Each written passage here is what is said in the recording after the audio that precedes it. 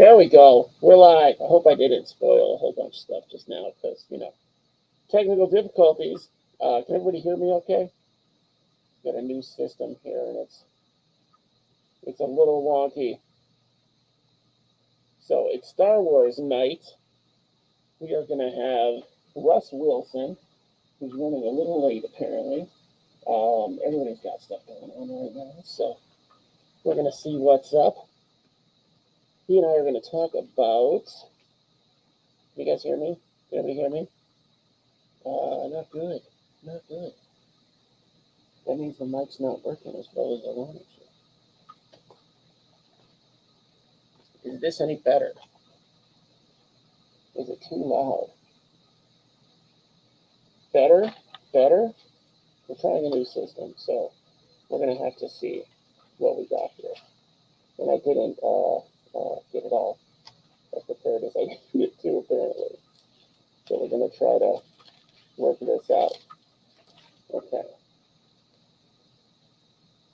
Where we at here? So yeah, we're waiting on Russ. Russ is going to be here in a minute. Tonight, we are going to talk about so much fun stuff. So as long as you guys can hear me, I don't think it's going to get any better. My old mic kind of blew out on me, so this is the one we get. So we'll see what happens. That's not right. That's not right. That's not right. I'll tell you. So much promotion for this show. So, yeah, like I said, Russ is running late. Obi Rus Kenobi. But we're going to have a good show. We're going to talk about keeping people from the Star Wars universe, breeding, keeping them alive, keeping them in our hearts,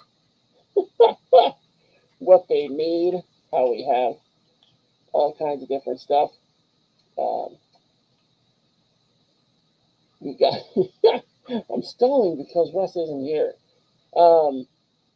Putting a baby Pac-Man frog in a 20-gallon bioactive tank. Oh yeah, maybe. Maybe Rochelle. Is that it? We're going to talk about all kinds of stuff tonight. So we've got Russ is going to go over the keeping of tom-toms, eopies, and porgs. And I am going to talk about the wart. The wart is a creature that's like, they were outside Jabba's palace on Tatooine. And it's like a weird desert frog creature with a long tongue. And I'm going to talk about the Dianaga, the garbage trash compactor monster, yeah, who likes poops, and then the Collecting Lizard Monkey. So we should have a lot to talk about tonight, if I ever get a guest. So anyway, we're going to be in a galaxy far, far away. I know you guys have questions, besides questions about the mic.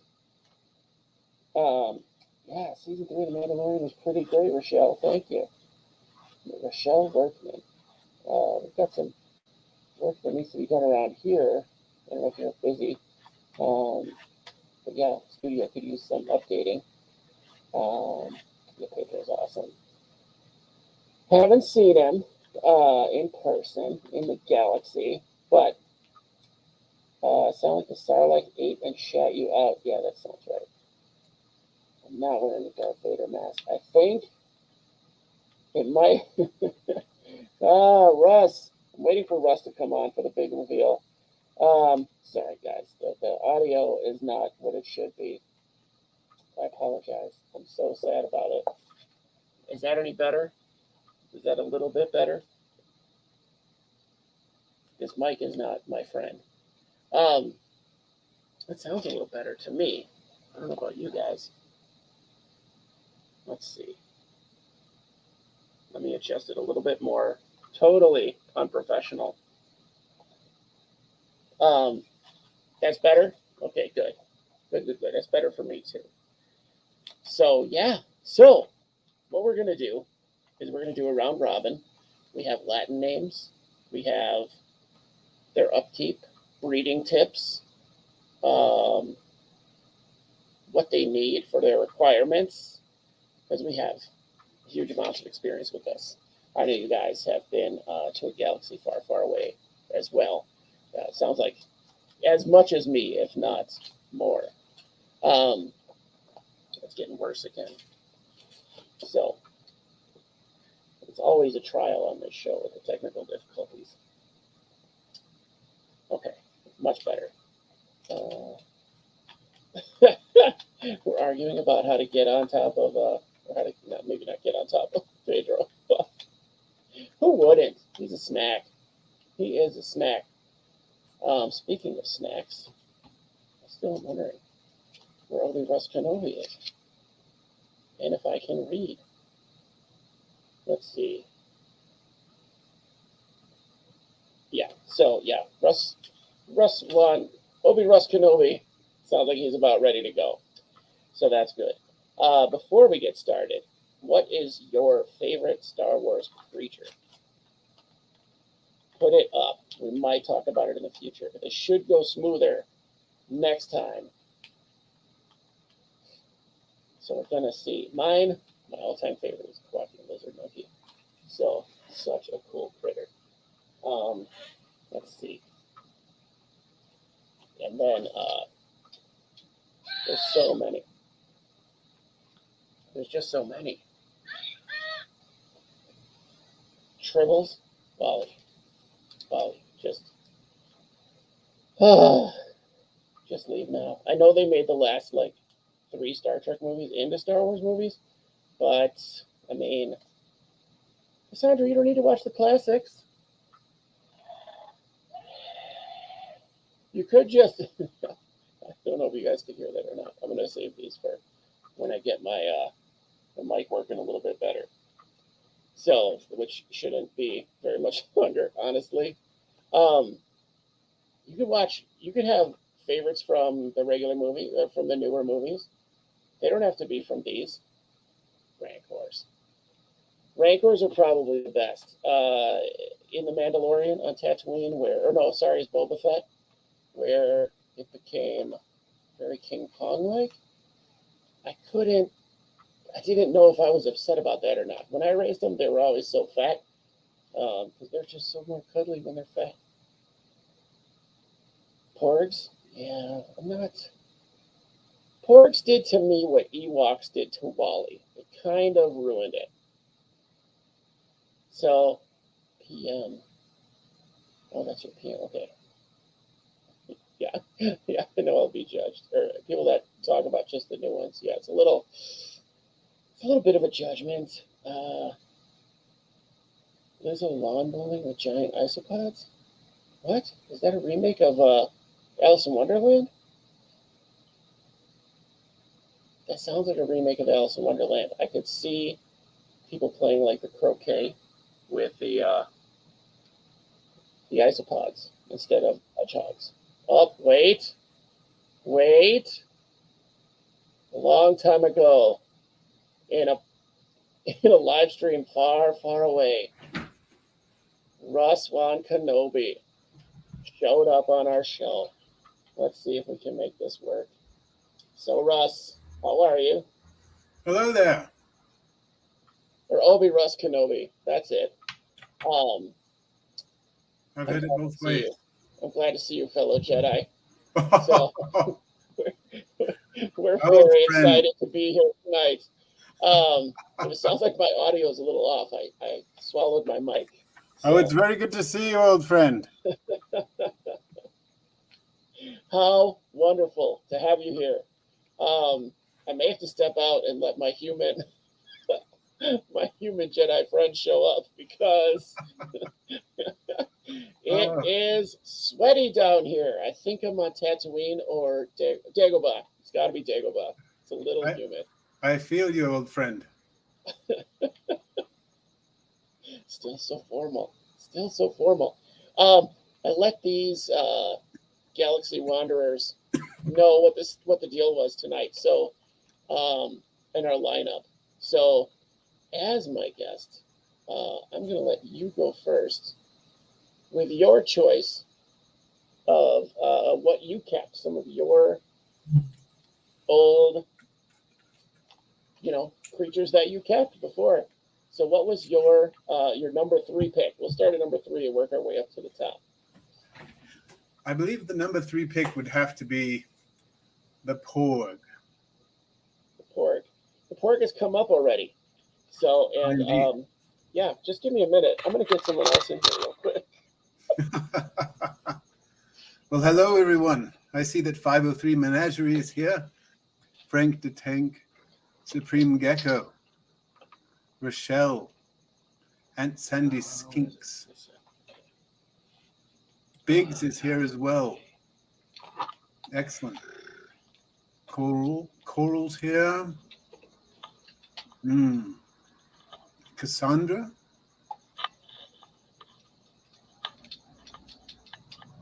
Hard pill to swallow. Excellent. Well, greetings all. All right, this should be a lot better. For me, anyway. Is that better audio? Yes.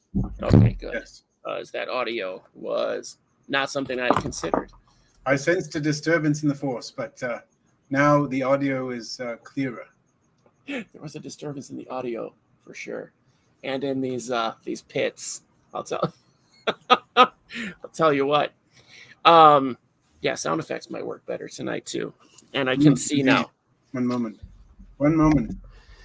What? Oh, my bad. I didn't realize we were meditating.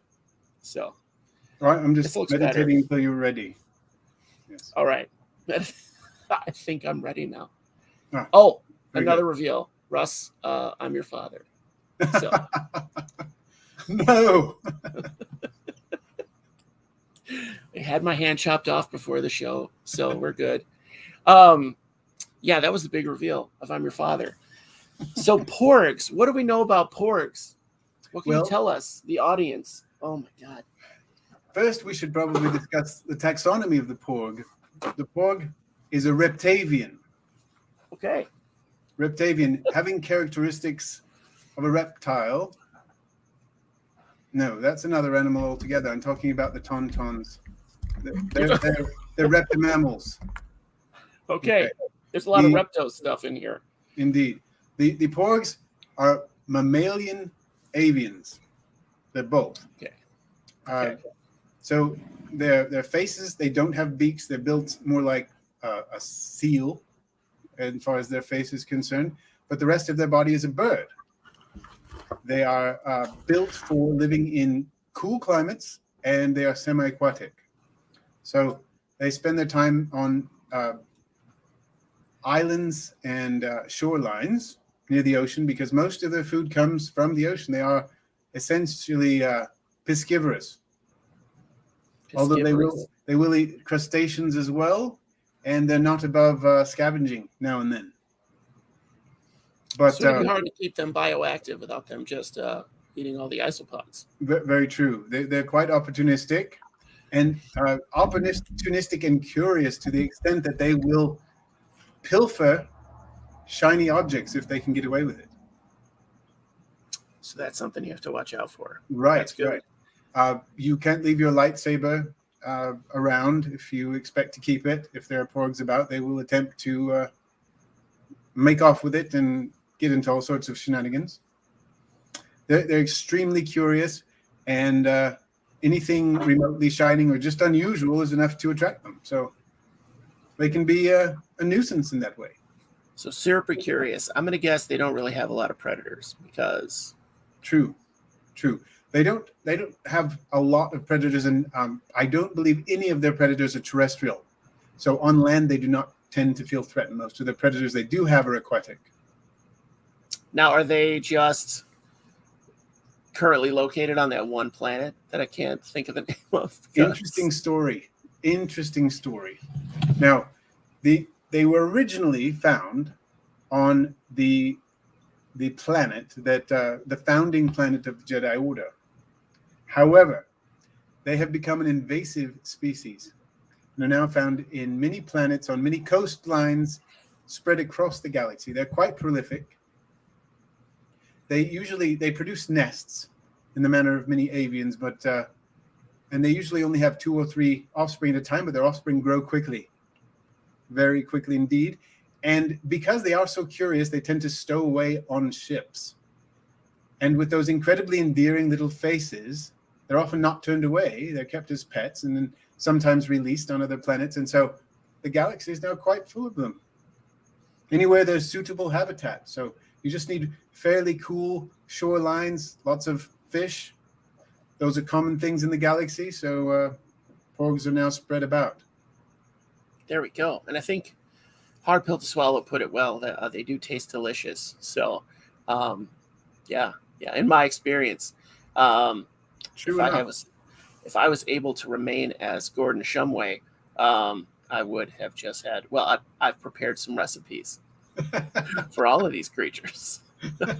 That's the whole point of keeping these creatures, in my opinion, is they're delicious. Or could be. And I've heard that Wookiees have composed some absolutely scrumptious recipes using pork. Well, you can't look at them while you eat them. That's the big problem. That is the difficulty. Yes. Yeah, that guilty little puppy dog face. Never attempt to eat porgs while you are looking at live porgs at the same time. Yeah, invasive porgs. Kind of like lobster. Yes, kind of like lobster. It's hard to sit by the tank. Did you learn their Latin name? Unfortunately, Linnaeus never got out into the galaxy much. So it appears we're running on a very primitive form of taxonomy. Oh my God. Intergalactic taxonomy is lacking, I might say. It's tough. That's where the citizen scientists have to come in and step in. Ever since the Senate started to crumble, I don't know. Politics. Scrambled Wookiee and toast. Aunt Sandy eats Wookiees? I can't say I've tried that, but I've known too many Wookiees. I don't know that you should eat sentience. I tend to make a rule of things. I don't eat things that can pull my arms out of my sockets, and Wookiees have been known to do that. This is true.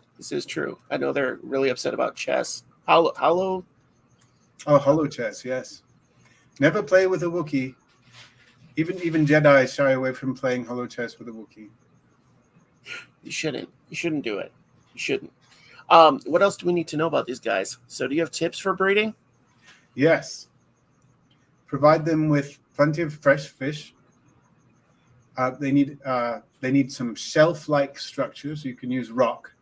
You can use a building with a roof.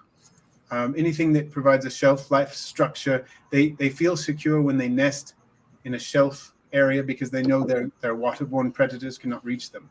They will not breed if they don't have a cliff-like or shelf-like structure. Interesting. At least not successfully. And so that is very important to provide. But if you do provide those, and the shiny objects actually seem to be an impetus for breeding. The male will collect shiny objects and present them to the female, drop them at her feet. It's sort of a courtship or nuptial gift. So you did do your homework. So I think it's important, and it doesn't have to be anything expensive. You can go to the pet store and get some of the little gems that are intended to be put in the bottom of a fish tank or something like that. They don't really care as long as it's shiny. Fantastic. So they don't have a value. They're putting a value on what they think it's worth, not what our economy thinks it's worth. It's the glitter factor, and that's it. Sometimes it's all you need. In the case of porgs, it's very true. And my wife, she was accepting of a very small, shiny ring. So it sometimes works. Love is all you need. Love is all you need. That is very true. Oh, Luke, I Am Your Father is here. All right. The years have made you weak. Well, I will not indulge in the dark side in anger and fear. I'm just going to let that comment roll right over me. It is the Jedi way. Comment. I won't do that either. Let's just get that comment. No. I've only banned like 3 comments, and that was random people selling themselves. I would just like to say, though, you were my brother. And I do have the high ground at the moment, so don't try anything. Worst line ever.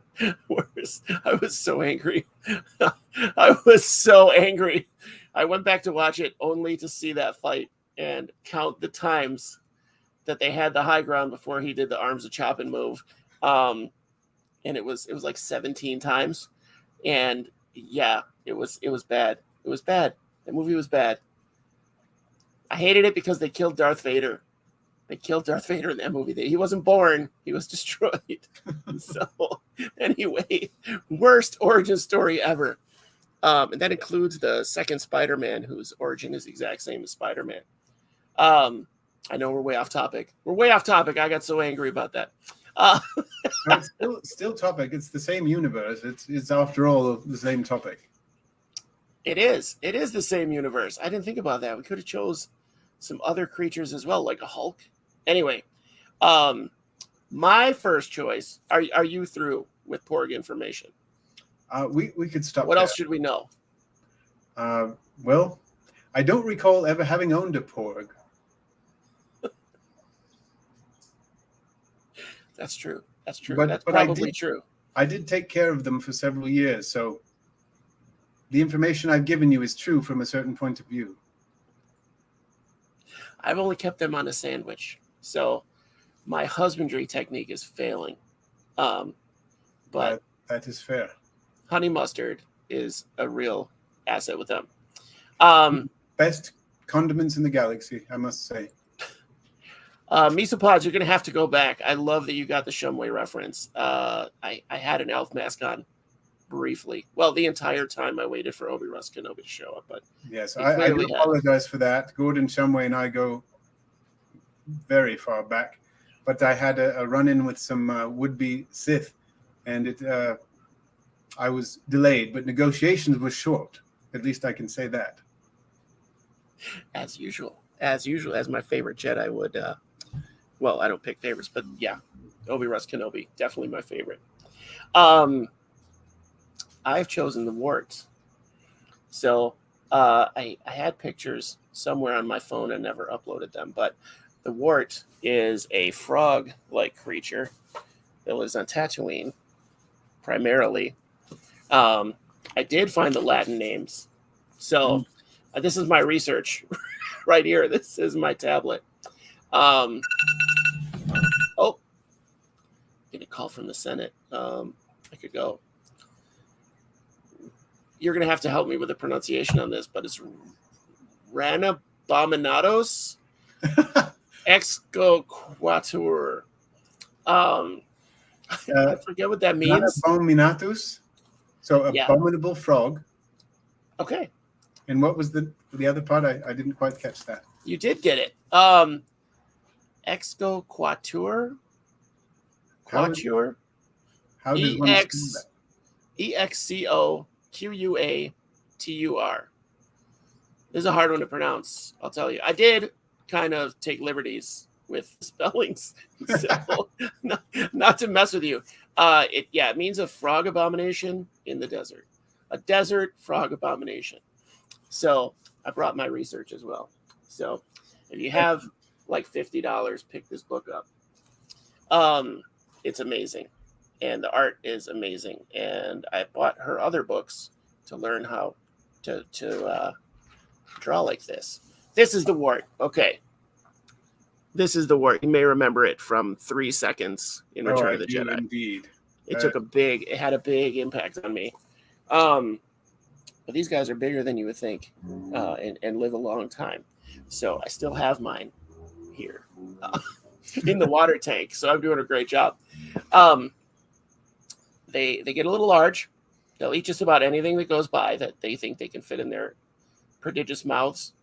Live prey. Or if you don't need your tongs, you can tongue feed them as well. That tongue is long and sticky. Wayne Schlegel. Nice. The Wayne Schlegel reference is really good. Sorry. It's all the track. I'm trying to keep track of the comments, and it's really hard. Who's the artist of the book? The artist of the book is Terrell Whitlatch. Terryl. I'll put a link in the description later in the down there part. So the wart is almost impossible to distinguish the genders, unless you are brave enough to flip them over and do that snake thing. Which is where you probably root not around. a great idea.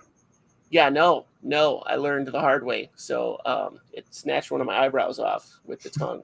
So took like 10 minutes to get it off.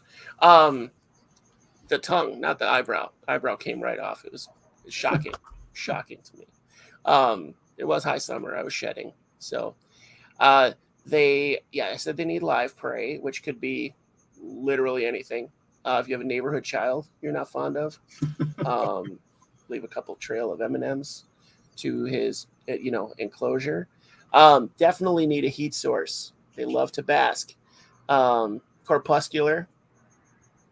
So they'll bask in the beginning and then use that energy to hunt, kind of ambush predators. They don't really use the energy that much. So Cryptic baskers then. There you go. I didn't do that much research. Yeah, they're just they're not very handsome. There's a couple of morphs, some with different horns, different horn shapes. I prefer the horny desert abomination frog to the smooth desert abomination frog, which it doesn't roll off the tongue. But neither does wart, if we're being honest. Yeah, not much is known. They're not really kept in the hobby, which is sad because they have no personality. They don't move. If they think they can, they'll try to eat you. You know what? I can't say I recommend them as a pet, and they taste awful. Understandable. Not even hallucinogenic quality. It's not even fun to try to eat them. So no perceived benefit. Yeah. So the wart, I started low on this topic. It gets better, I promise. So, that's all. Do we have any questions about the wart? No. Okay. I'm gonna let it go there. Not yet. Wally will come up with something. Supreme Gecko. Wallamus Rex. Star Wars. That's a good Star Wars name. And Chris Solo was here too. I'm just going to remove my robe in case I need to go to battle at a moment's notice. Robes are dreadfully impractical for lightsaber battles. But I'll keep... Go ahead. I'm generally retired from the battles. Yeah. I work the kitchen now in the temple. So very good. Well, there's nothing like dinner prepared by a Force user, I must say. You can do some amazing things with telekinesis in the kitchen. And some pork, fresh pork. It's True. good stuff. It Naboo fried chicken is like one of the best. Let me tell you. Sad about my Naboo, but still. Do humans still remember the planet Earth? I mean, they haven't gotten here yet, Rod. This is a long, long time ago. I think that was clear. This is like the first 4 words of the movie. They're still on their way here somehow, where we are. We're not humans. True. Though I am the first to appreciate a little creative anachronism when occasion warrants. That is true. We do have that as a history. What's your second pick? My second pick is the Tauntaun. Good pick. This is a reptimammal. It has characteristics of a mammal as well as a reptile. It also has some characteristics of a marsupial, which is a type of mammal, of course, but a non-placental mammal. So very, very interesting creature indeed. Something that many people did not know perhaps about the Tauntaun is that it has a pouch in which it carries its young, the first part of its life. And how crazy! Sorry? How crazy! It has a pouch. I did not know that. Yeah, and it does not have mammary glands with which to suckle the young, but it regurgitates food in the manner of many birds to the young. pre-digested food. Okay. Here we go. I found some information. Yeah. There are several types of tauntauns. As you can see in the illustration there, they depend upon caves. Their home planet is Hoth, as you might imagine, a largely glacial planet. But they depend upon these caves because the caves have currents of geothermal heat that rise through these caves and keep them from freezing over. And a combination of the light entering the caves and the warmth coming out of the caves, the minerals that are born on the wind coming out of the caves, and the nutrients that the tauntauns provide by shedding skin, by leaving droppings and that sort of thing at the edges of the cave, cause lichens to grow in profusion there in the caves. And to such an extent, they grow very, very quickly, to such an extent that if the tauntauns were not there to eat the lichens would quickly seal over the entrances to these caves. So the tauntauns are seen as quite beneficial as maintaining that ecosystem. That's some serious lichen. Yes, indeed. Very, very quickly growing. The temperature, the tauntauns are very warm inside. Their body temperature is quite high. I believe in Fahrenheit, it's somewhere in the order of 103 Fahrenheit, unless I miss my guess. And so they do need to maintain a very warm body temperature, and they have several adaptations that help them do that. So very good question, Aunt Sandy Skinks, and I hope that helps. One thing they do, unlike most mammals, reptiles or reptimammals, they have 4 nostrils. 2 normal-sized nostrils that they use when they're at rest, when they're sleeping, when they're grazing peacefully, and 2 very large nostrils that they open when they are running in order to provide large amounts of oxygen to keep them, to enable their metabolism to remain high and to help them reach great speeds at high efficiencies. Like an aquatic, or not an aquatic, like a glacial camel almost. Something like that. And they do reach very high speeds. They can go to at about 55 miles per hour when they're running. 5 miles per hour. They're quite efficient. That is why they've become popular as mounts, because not only can they survive the cold weather that some of the high-tech machinery brought to the planets, these ice planets cannot function particularly well in these low temperatures, but the tauntauns can. They still, in the nighttime, the temperature often reaches a low that is enough to either kill or cause the tauntauns to go into hibernation. But as they can remain active in the daytime temperatures in such a place. Okay. All right. Now let's talk about the real deal. How do you deal with the smell? Well, we should talk about where the smell comes from first. Okay? Yes, we should. They actually inside? have oil glands that they use to communicate with each other. Scent gland, many animals have scent glands, and tauntauns are no exception. They use them to find each other. It's very difficult to find each other in snow unless you have a very strong odor, because the snow tends to cover up tracks and so on. So they need to have airborne scents, and these oil glands release very strong scents. They can recognize each other because each individual produces a different scent, first of all.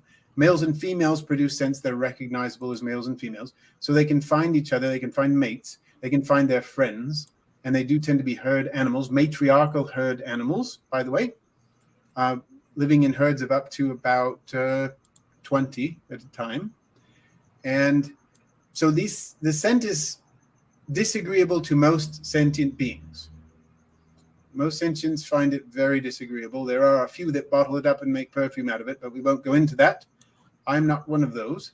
I find the scent objectionable. However, with domesticated individuals, you can have the scent glands removed, as one does with some animals when they are quite young. The only drawback to this is that then the animal has a hard time finding mates. So you can purchase bottled scent and spray it on your tauntaun when that breeding season comes, in order to make it possible for it to find a mate. What will they think of next? Right. What will they think of next? So in captivity, how are you growing all this lichen? This sounds like they're eating just a metric ton of lichen. Fortunately, it grows very quickly, and so it can be exported, and often is. So you can purchase it fairly cheaply because of this, with the speed with which it grows. Typically grown in lichen farms, which are drilled near these caves, so that they partake of the same geothermal air currents, and are not taking habitat and food away from existing populations of tauntauns. There are also, in some space stations, they have artificial areas where it's grown, because basically you need sunlight, low temperatures, and enough, the combination of the right minerals and humidity to grow the lichen. So it's not that difficult to do, fortunately. So there are space stations dedicated to growing it, to provide for the tauntaun trade. Who would ever think? Right, and it's quite sustainable, which is excellent. And tauntauns, because of their utility, even though they originated on the ice planet of Hoth, there are several other ice planets in the galaxy where these are now found, and there are, in fact, several different morphs. There are dwarf tauntauns, which are very popular with children, as well as with some of the smaller sentient species as mounts. And there are cave tauntauns, which are actually not very nice and live deeper in the caves and tend to come out and prey upon other creatures that live near the edges of the caves. They're a little bit more omnivorous. But even normal tauntauns, or the wild types that we're familiar with, the typical tauntauns, are not above some omnivory on occasion. They will eat smaller organisms and hunt them down. So they're not true herbivores. Anyway, they wouldn't be anyway, because lichen is a symbiosis between fungus and algae. So they're not true herbivores anyway. They're leechivores? So Leechivores? like carnivores, specifically, but they are omnivorous. Just most of their diet is lichen, perhaps 85%, but the rest of it is made up of small organisms and whatever plant material they happen to find if it's available. Quite opportunistic. I feel like you'd have to be Indeed. in that kind of an environment. This kind of an environment, you take what you get. And sometimes that's a smack from a wampa. True. So, yeah, I imagine they've got a blubbery layer too, but that's got to be hard to maintain. They do, On and that lichen. does help keep them warm. Does help keep them warm, and the lichen's quite nutritious, which helps. And that has been used to save lives on occasion. A recently expired tauntaun has enough latent heat inside it to keep humans warm for quite a while. And I believe you brought an illustration of that. So you can... I did. If you have something sharp enough, you can slice into a tauntaun and be able to keep warm for several hours, long enough until the next morning comes. Which I don't know. I've never been put in that situation, thank goodness. I think I would choose death. I did find my wart as well. Yeah, he's a little... He was an odd... Yeah, this was an odd morph, I guess. I think his egg... I think the egg he hatched from was deficient. Well, beauty is in the eye of the beholder, and that's a good thing. Yeah, I don't even know. He never even bred, so I don't know that nobody I know of has seen fit to call him beautiful. So, what is this? Sorry, I have too many items on my screen here. Oh, that's quite right. I'm not as good at the technology as I should be. I prefer my backwater planets. Tauntauns are just fascinating. I've always been a fan. From the horns. Now, are the horns, do they serve a purpose beyond, like, is it a mating purpose? Is it? It is. It's competition for mates. They battle in the same way that many other ungulates do, even though they're not ungulates themselves. But they do use the horns in that way, but they are matriarchal. So the females use them to maintain territories, and the males use them to fight for the right to mate.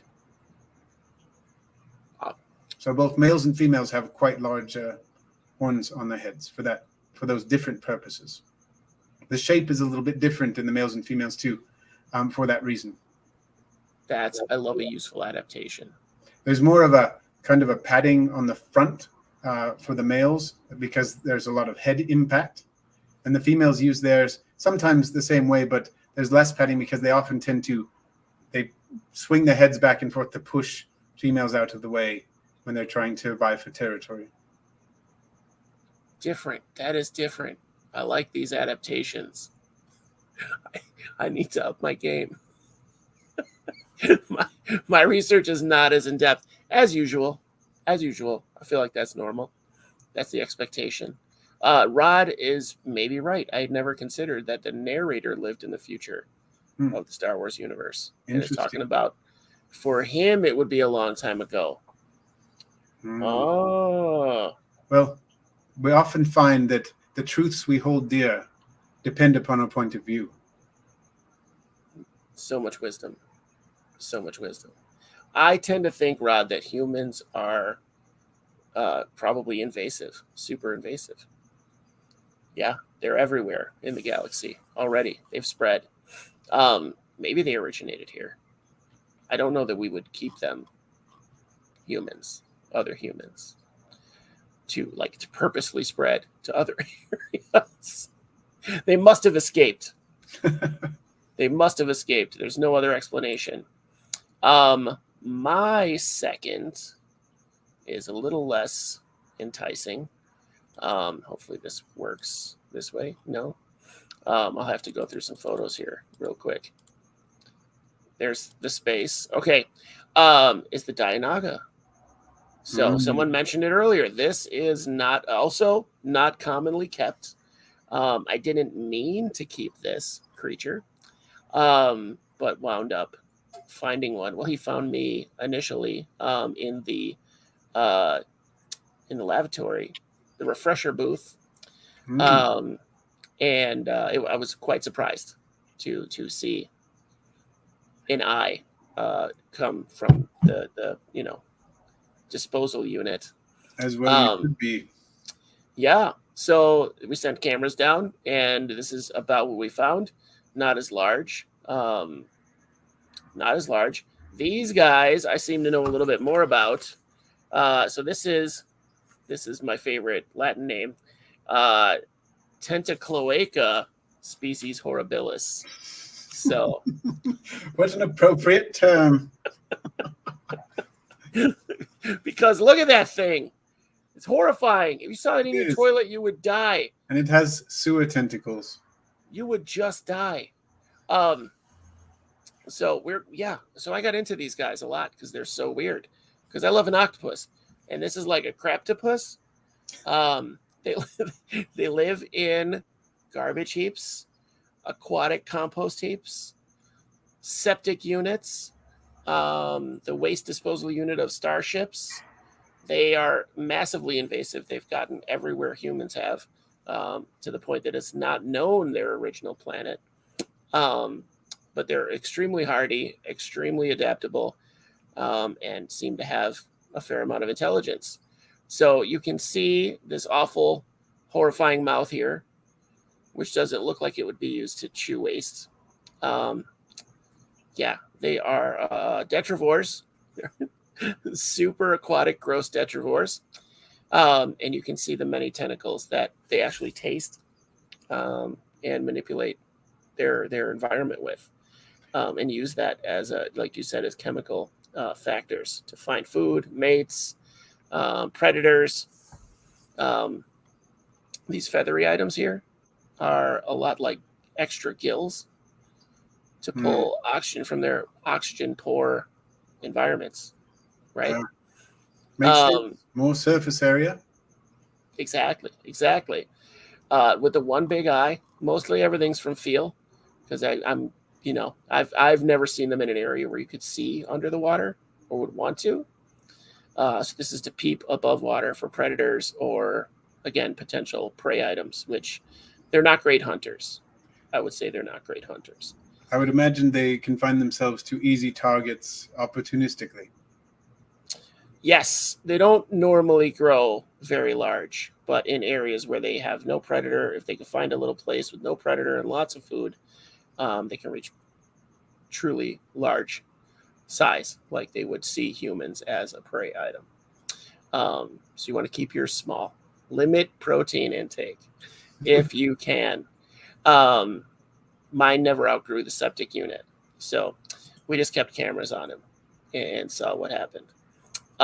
Mating is very simple. They just release release their sperm and eggs into their environment, and sometimes they meet up with other, compatible organic matter and make new Dianagas. So very casual mating rituals there for them. No real contact. They don't tend to like each other even. That makes sense, though. A face that not even a mother could love, perhaps. Definitely. I don't even know what the face is on this thing, to be honest. Very good point. Even after having him for so long. He's still there. I wish the cameras still worked. He ate the cameras. But he is still there. Begs for food. You'll see a tentacle come up. You give him a pork sandwich, and he's good for a week or two. So, yeah, not fast metabolisms on these guys. Not really quick. Do they happen to be related at all to sarlaccs? There is a theory that they're related to sarlaccs. I haven't kept a sarlacc or studied one. I have seen them in holovids, but this is a theory that some scientists have. But it is difficult, I think, to study the sarlacc from what I've read. These little guys are way easier, far easier to study. Again, very hardy, start out very small, easy to find, easy to catch. They're not, Go ahead. Even with a slow metabolism, their metabolism is nowhere near as slow, I would imagine, as that of a sarlacc. That's the theory. I haven't totally studied sarlaccs, but I hear that they digest you for like 1,000 years or something, that seems a little extreme. Indeed. Their lifespans are quite long, though. I would imagine if your lunch break is 1,000 years, that's got to be that's going to be very relative, right? Indeed. We could cover sarlaccs another time. There are some people studying sarlaccs as we speak. So we could get that information. It could be available. But for now, that's all I have on a Dianaga. They're kind of extremely disgusting. On another end, they make Tauntaun smell good. And that's a feat. Yes. Even though they don't have any feet. Sarlaccs are similar in the sense that their home planet is unknown. Look at that. Due to their reproductive habits. See? Look at that. We need to talk to Justin, the green Jedi monkey. So we need to talk to a green Jedi monkey to get some information here. Yes, monkeys do make excellent Jedi. I've worked with several. Are they better than a Yoda? I don't know if anyone is better than Master Yoda. I don't either. But we still don't even know what Yoda is. So we'll have to look into that. Not that you would keep a Yoda. But No. Yoda might keep you. But that's different. Another creature with strange eating habits. True. Master Yoda's dietary preferences were eclectic and unfathomable, I would say. Makes sense. He had a surprisingly high metabolism as well. True. I'm not as easily trained as most monkeys. It was a long apprenticeship. I can imagine that. I can imagine that Green Jedi. Do you have your second pick prepared, or is this your third? This is your third pick. This is your final. My third pick. My third, final, and favorite creature I've ever kept. And It's it is the EOP. the EOP. Oh, I don't have a picture of the EOP. Let me see if I can find it. This is, yes, you're famous for having one of these, actually. Yeah, this is, I've owned two EOPs over time. First one was named Silas. The second one was named Akina. And these EOPs are fantastic animals, very docile. Here we are. Ah, yes. Look at those lovely creatures. Yeah, we're keepers. We use these terms loosely. So Yes, yeah. this is an iconic creature of the Tatooine deserts. It is native to Tatooine, although it is kept on other planets now as well. For good reason. They're extremely adaptable, extremely hardy. As I said, quite docile once you've earned their trust. Very hardworking, very hardy. They can survive for weeks without liquid water. They can survive high temperatures, survive sandstorms that reduce other animals to bone. They have special adaptations that help them to do that, in fact. That is extreme. That is very extreme. So in yours, you never had any problems with them No. as far as keeping them. No, they're quite easy. And all you have to do to earn their trust is provide some gentle treatment as well as occasional treats. And they will be your friends for life. I would often bring mine treats when I came back from the day to see my AUP and give it a bit of a treat, and it enjoyed that. And we became fast friends quite quickly that way. And they will eat almost anything. Their natural food tends to be, interestingly enough, lichen, desert lichen, and desert tubers that grow in the sands of Tatooine, typically around rocks or other sources of moisture, and strangely enough, around moisture evaporators. So there are some fast-growing lichens that are considered weeds because they grow fast enough to cover over or displace, knock over even, moisture evaporators, but the EOPs will come and graze on those weeds and prevent them from being a problem. So it's good to just keep them around. Right, and because they have such long necks and a very long, flexible proboscis, they use that. They can reach places underneath the moisture evaporators and in corners and so on that other animals and humans have a hard time reaching. So very, very effective at doing that. So not only are they beasts of burden, they can serve as mounts, but they're also very good at keeping moisture evaporators free of weeds in a bioactive fashion. Another large bioactive. There are a lot of large bioactive creatures in the universe, in the galaxy. This is true. Yes, galaxy is the right word here. I can't get over the niches that these things fill. So, but you went from glacier to desert. The coastal, the only one I agree with that I could visit in the wild is probably the port. Yes, that is perhaps the most hospitable environment of the ones we've covered. Although I do prefer the desert to the ice planets myself. Having spent a large proportion of my life on Tatooine, I do prefer it. It is the center of the galaxy, apparently. So everything that happens for a purpose happens on Tatooine. Affecting. Yes, but if there is a bright center to the universe, it's the planet that it's furthest from.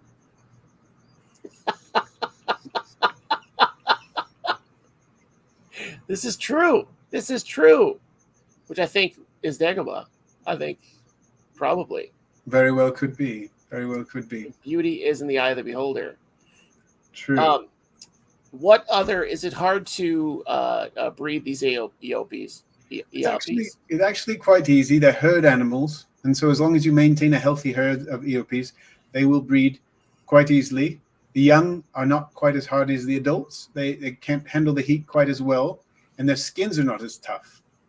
And so the adult EOPs will shade their young, and the young instinctively run in the shade or walk in the shade of their parents, protecting them from the worst of the heat. Oh. And because they have such a comparatively tender skin, it's still stronger than human skin, for example, but it can't stand the sandstorms, especially on their head. Their head is quite sensitive when they're young. The adults produce two types of saliva. And the first type is very protective, and they use their proboscis to spread it about. The adults use it to protect their eyes in the event of a snowstorm. It's like a type of, almost like a plastic coating that goes on, and it dries very quickly, dries clear, and it's very hard. So it protects their eyes. It's like goggles. against the sandstorm. And so they'll put that on their eyes. And they will cover the baby's heads and body with this saliva, and it protects them from the storm as well. I see a market for this product. Yeah, instant sand goggles. Instant sand goggles. You could use it for so many things. Made with 100% spit. pure, sustainably harvested EOP spit. See, I heard that they spit at you when they're annoyed, or each other, or whatever. Remember, I told you there are two types of saliva that they produce. One is this protective material produced from glands in their throat that's protective and doesn't cause any damage. Then they produce another that's actually combined with their stomach acids.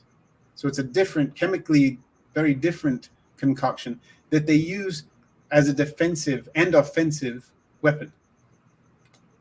That's super interesting. I've never seen a creature with two different kinds of spit. Right. It's Saliva. very, very interesting. And they can project it with accuracy. I believe the equivalent measurement would be 6 to 8 feet. Accuracy and high velocity, about 6 to 8 feet. So they will often aim for the eyes and face of the perceived threat. So an EOP that does not trust you is not to be discounted as a potential enemy. This material is very offensive in its odor, and is also it has strong acids in it, and so it will do damage to your eyes if they're not protected. If you don't have spit goggles Right. already in place. Right. You need the spit goggles in place, or you need some other equivalent thing. Apparently, stormtrooper visors are not sufficient to keep it out. I speak from personal experience with my AOPs. I have had my AOPs spit in the face of stormtroopers walking by, and the stormtroopers immediately approach me, very angry, their face dripping with this acidic material. And I always have to tell them, this is not the AOP you're looking for. Move along. That always works. They're not very smart. No. I don't know what their armor does except to make them sweat. Right, and the AOP spit goes right through it, just like bullets and blaster fire and everything else goes right through it. And rocks hurled by small teddy bears. Very true. Just about logs, anything goes through. Basically, yes. I believe it's a detriment. It makes them just mesopods. Your powers worked on mesopods, so they're moving along. By the way, Steve-O, you do not want to sell me death sticks. You want to go home and rethink your life.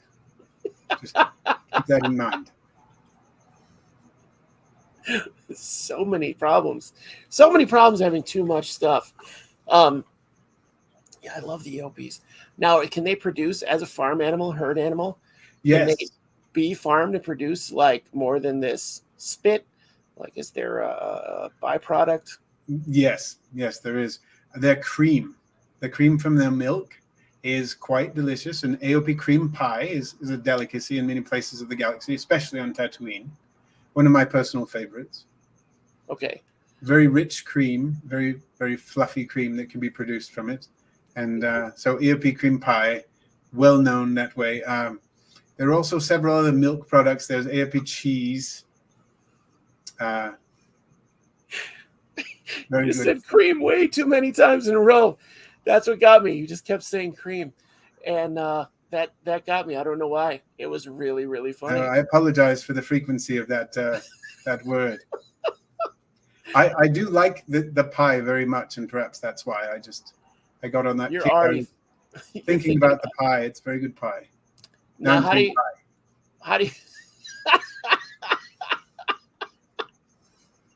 how do you keep the sand out of the cream that's in the pie? Oh, that's the beauty of it. You don't. That's part of the charm. So it's got the grit. It's got that nice chew. Right. It. Okay. All right. Is the cream pie or the cream from the EOP as delicious as, I've never had this myself, but the Porg World, where they had that lounging walrus thing with the snorkel face? Indeed. That had the four with the green milk. teats.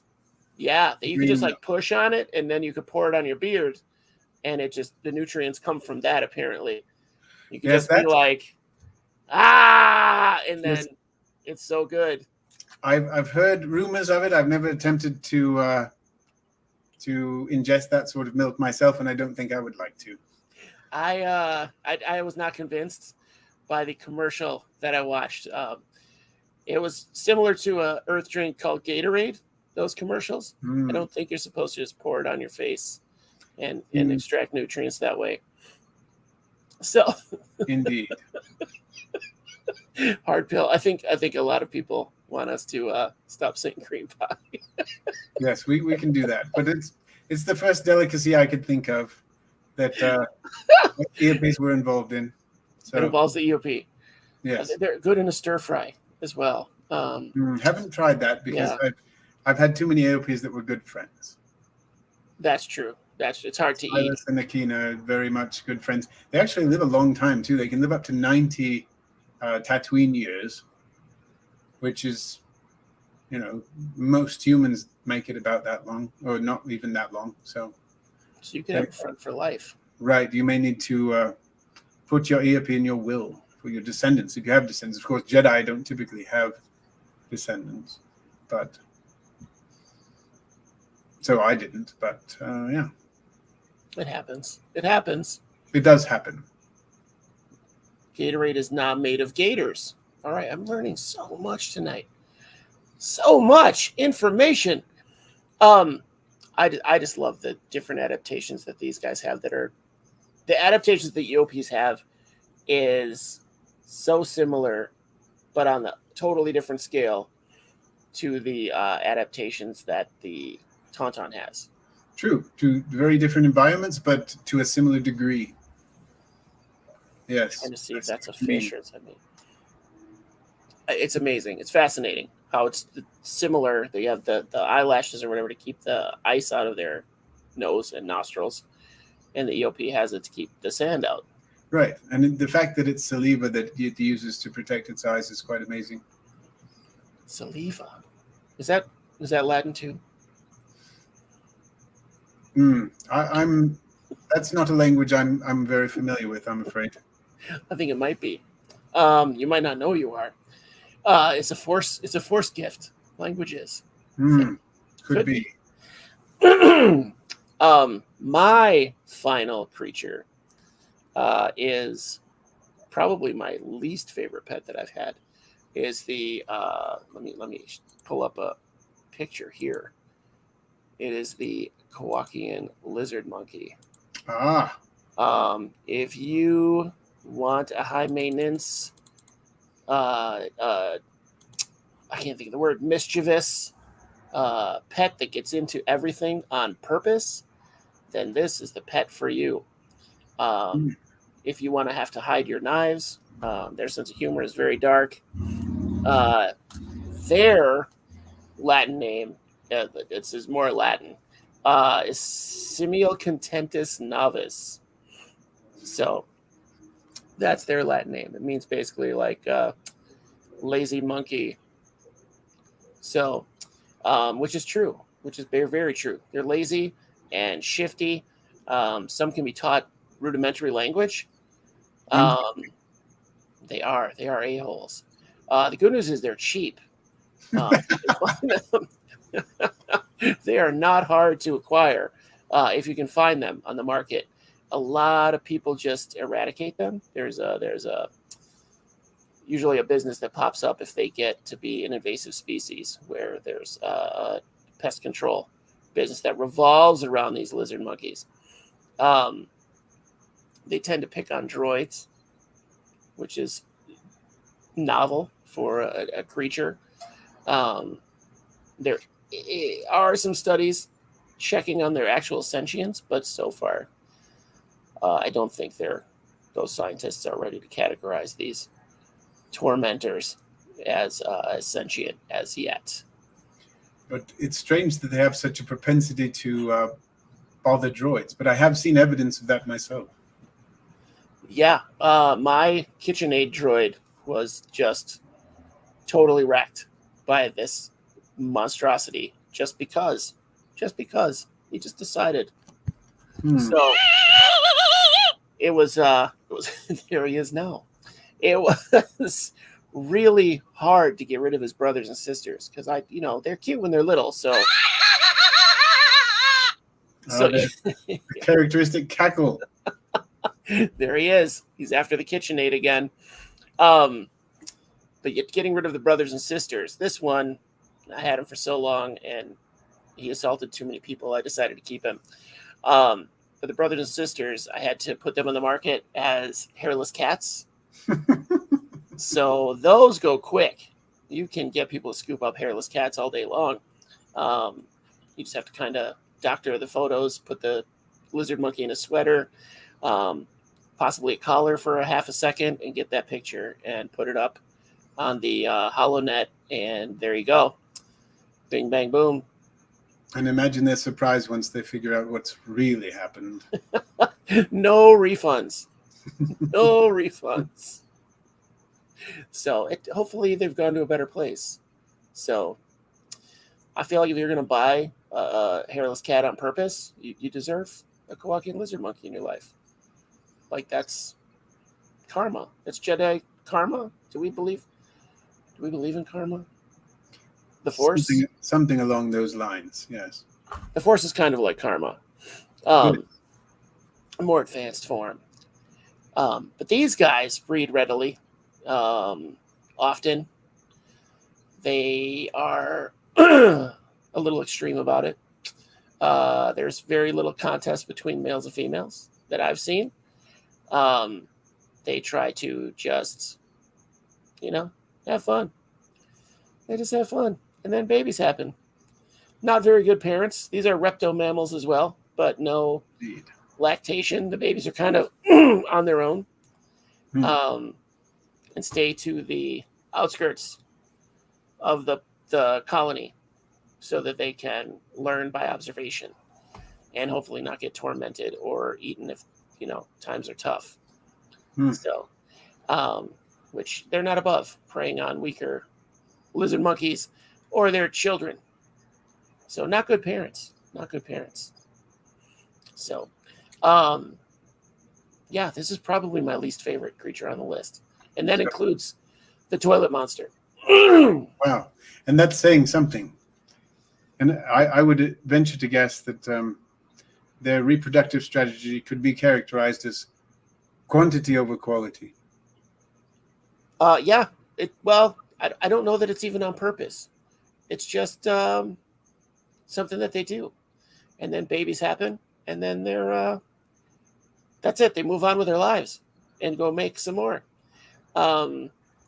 There's not too many predators that they have as a tribe, I think you would call it, because they're just too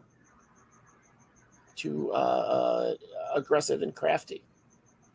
So, and then torment that poor predator until it basically leaves their territory. I appreciate Green Jedi Monkey's comment about their reproductive habits. I did too. I saw it, I think, the same time you did. Let's get him out of here. What a crumb. What a crumb. And I've heard that their ability to leap is quite prodigious. You hardly even know they leapt. It's just like they didn't even move their legs. They just whoop, ascend. It's wild. It is wild. They come in different colors. You can get different regions have different colors, a lot like I can't remember the name of the animals from Tatooine. There's a strange vulture-like creature from Tatooine, but let's say parrots. Let's just call them parrots for no other reason than it sounds good. But yes, they are varied colors, color schemes, depending on the environment that they are from, because they're adaptable as well and have adapted to multiple environments. Not simultaneously, but little pods have adapted differently over the eons. They're galactic localities, one might say. Sure. Or even on their homeworld. I believe that their homeworld is the one world in the galaxy that has more than one biome, which is interesting. So all of the worlds I've been to are one biome. So we have the ice planet, the ocean planet, the coastal planet somehow, desert planet, city planet. True. We do seem to have more than our share of completely ice planets, completely desert planets, completely citified planets, Swamp planets, swamp planets. almost any biome you can think of, and that's all you get. So I mean, it's easy to plan vacations, I think, for our galaxy. So what did use the Schwartz wrong galaxy? Nice, Andrew, nice. It's almost like marionette strings when they move. It is. Their movements are very awkward. They're very.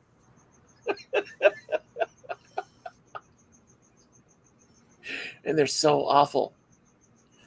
I'm And hearing that cackle is not to be believed. it is not. This is the best version of a Quackian lizard monkey ever. If you can get a hold of these guys, they're awesome. Significantly cuter than most. Yes. I don't remember the name of the sale. They also have a Rancor, which Oh, is great. Yeah. that's another one we should cover sometime. I think the sound effects are straight out of Boba Fett from Boba Fett's Rancor monster on Tatooine. Again, what doesn't happen there? It is a great planet. What can I say? So it's just the hub of the galaxy, an all-in-one town. It's crazy. Or two. Is it Mos Espa and Mos Eisley? Oh, there are various other settlements, but those are the main ones. Right. Quackian monkey lizards are oddly reminiscent of Muppets. I think the Muppet Planet has claimed them once or twice, but I don't think that that's accurate. But maybe. But I do see an eerie resemblance there. Perhaps Yes. not entirely coincidental. I mean, I feel like this body shape is familiar. This little ruffle around the neck, also familiar. There's something about it. I can't quite put my finger on it, but Let me see if I have a small banjo. I don't, but I have a fork here. Use the fork. That's what I told my daughter when she was learning how to use utensils. Our waiter thought that was amazing. Use the fork. Yeah. So if he played the banjo on a log, yeah, perhaps go to Dagobah, sit in the swamp, and play the banjo on the log. A swamp lizard monkey. Yes. Oddly fitting. He would probably get along with Yoda very well as too. There's something there. They have similar jump strategies. They do.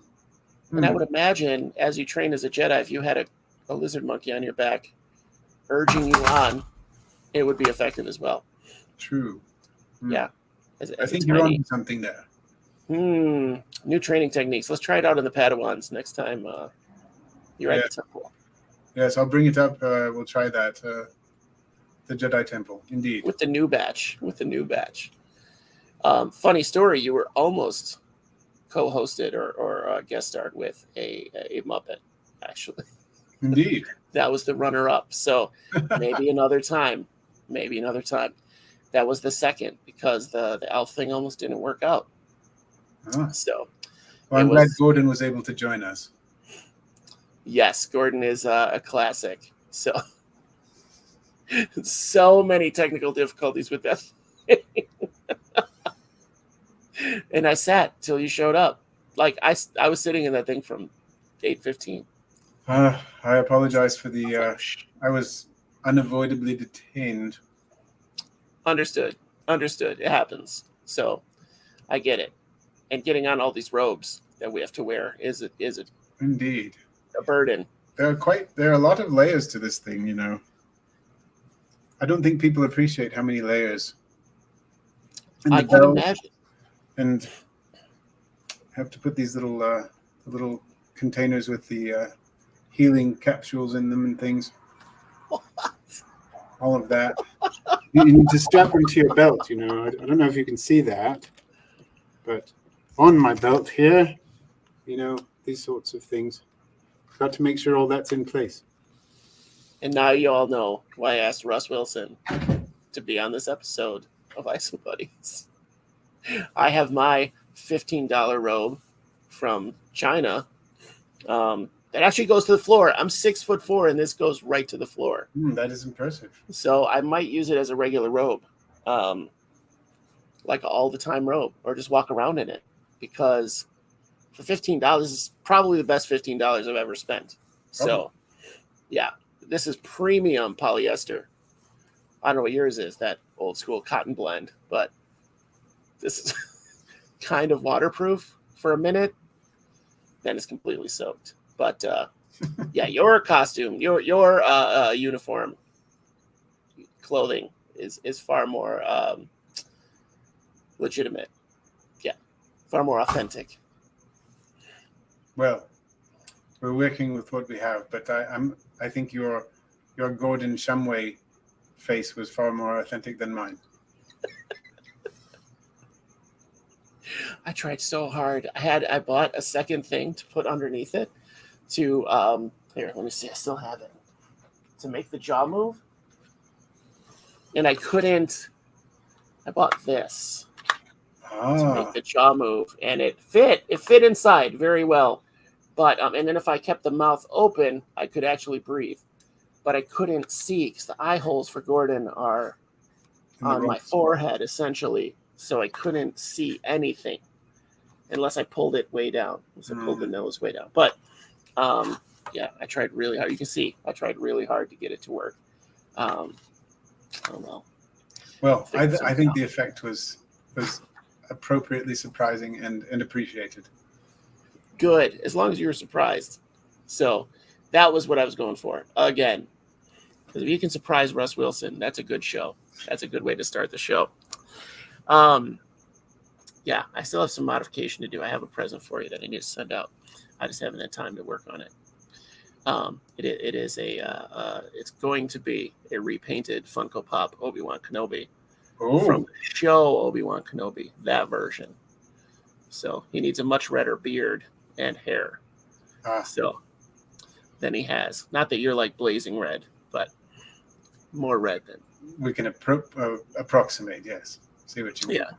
Obi Rus Kenobi. Touch it up a little bit. That sounds amazing. I will treasure that.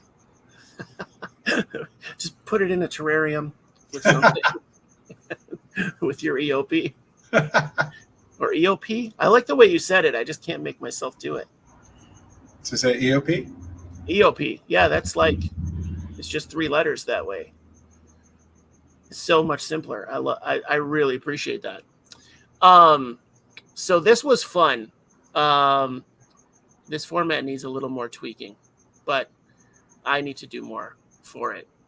But I appreciate all the application of biology that you put into this. I enjoyed it. It's always been a hobby of mine. I know I've been a Jedi my whole life, but I've always had an interest in the natural world. It shows. It shows. And the 3 that you've chosen this week, just out of this world. Classics. Just classics. The Porgs are one of the best new discoveries, I thought. Especially for children. True. So they make excellent companions for children. And their connections to Earth puffins is quite amusing. Like a puffin and a ferret had a baby. Right, exactly. Yeah. Their flight is pretty limited, though, isn't it? Or is it just Actually, fine? They're much lighter than they look, so they fly quite well. Okay. All right. So the puffin thing is on point. They look too much like they were somehow affiliated with a darker crystal in a world that revolves around a dark crystal type of thing. I can see that. I can see that. Yes. Which terrified me as a child. Literally, I'm still scared of Fizzgig to this day. Fizzgig did cause me to, exhibit a fear reaction, and that was the path to the dark side, so I had to stop watching it. Exactly. Yeah, it was dark crystals with a dark little fur ball that was 90% mouth, that you didn't know it was 90% mouth until it was angry. So, and the mouth was 90% teeth. At least. At least. Rows of teeth. Yeah, that's a great threat posture. That's another great defense for creatures. Indeed. I don't know that we could fit that in, even though it was a Muppet. It's slightly related to a lot of the creatures in Star Wars. But perhaps the wrong galaxy. Perhaps. Although that crystal might make a good Kyber crystal. Excellent point. I might have to get in my ship and go check this planet out, whose name I can't remember either, but I know it. It's in my brain, just not accessible. I think they would be like Poplar from Futurama. Speaking of Futurama, I thought this was appropriate. I have 37 Star Wars shirts and couldn't find one. So, yeah, I'm backed up on laundry right now. Laundry, cooking, it's just too much. It's too much for one Jedi. Even with the Force, it's very difficult to keep up with such things.